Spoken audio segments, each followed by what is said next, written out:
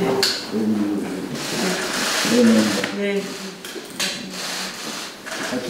네. 저희 부대표 이현정 대표고요. 이기중 대표입니다. 네. 분으로 오시면. 예.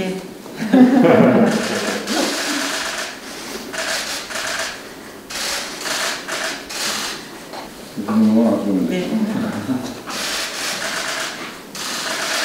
축하부터 드려야 되겠습니다. 네.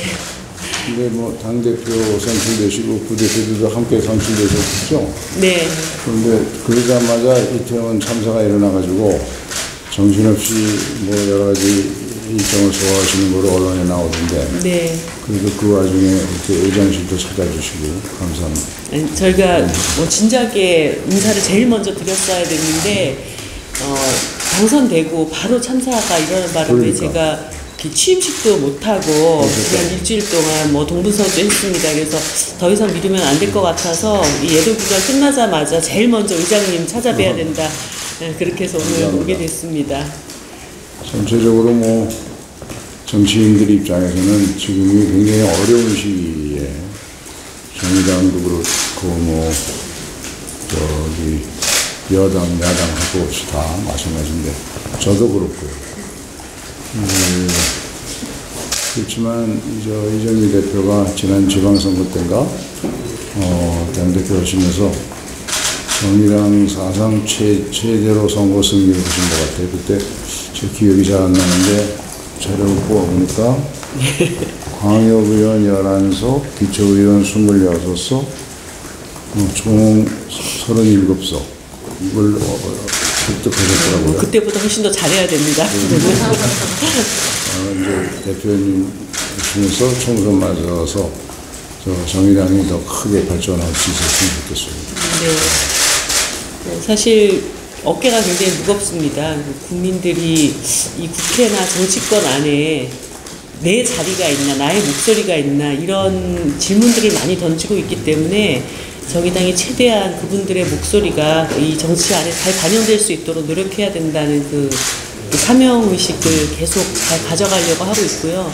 특히나 지금 굉장히 이제 복합적인 위기 상황에 놓여 있는 것 같습니다. 대한민국이 뭐 경제 위기나 평화 위기 거기에 지금 참사까지 벌어지면서 이 상황에 대해서 국민들이 굉장히 많이 불안해하고 계시고 이럴 때일수록 정말 이렇게 정쟁이 아니라 위기 상황에는 보수 진보 따로 없이 머리를 다 맞대고 똘똘 뭉쳐서 국민들에게 좀 편안한 삶을 드릴 수 있도록 이렇게 답을 내는 그런 정치가 돼야 될 텐데 지난 한 수년 동안 사실 국민들이 이렇게 거의 뭐 정치적인 내전 상태 같은 이런 느낌을 갖고 있기 때문에 정의당이 더 많이 노력을 하겠다는 말씀을 드립니다.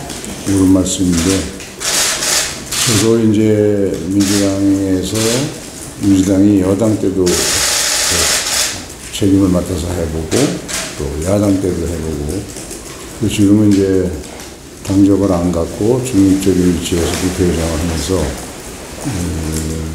좀 생각나는 게 많아요. 근데 지금처럼 국민들이 전체적으로 불안함을 느꼈던 때가 없었을 것 같아요.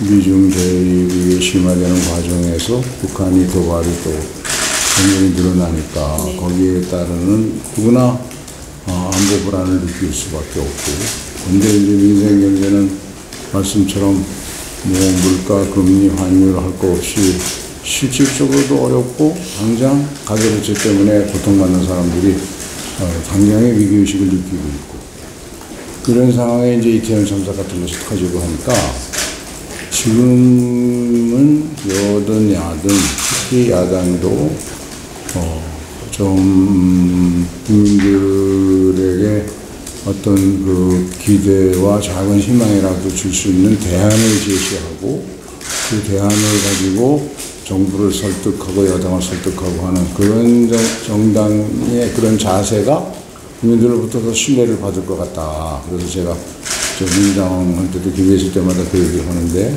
그동안 정의당이 늘 좋은 대안을 많이 제시해 줬으니까 앞으로도 대표님 체제 하에서 여러 가지 국회의 위원회 활동이나 특히 각종 이제 특위 활동들도 좀 좋은 대안을 가지고 역할을 해주시면 고맙겠습니다.